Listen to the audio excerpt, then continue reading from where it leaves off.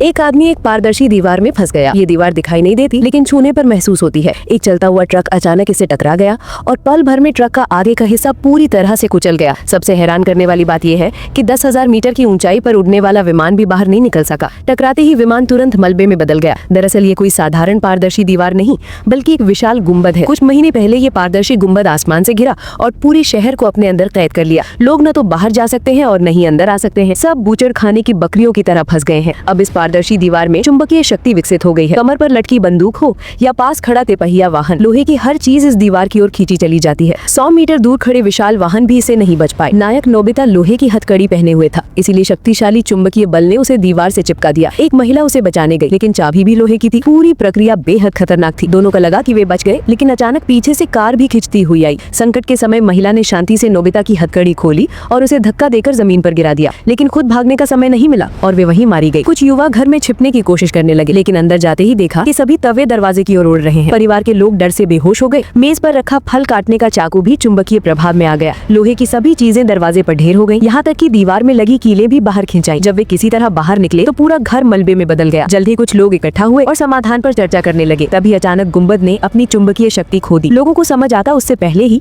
आसमान से एक नई आपदा फिर से गिरने लगी।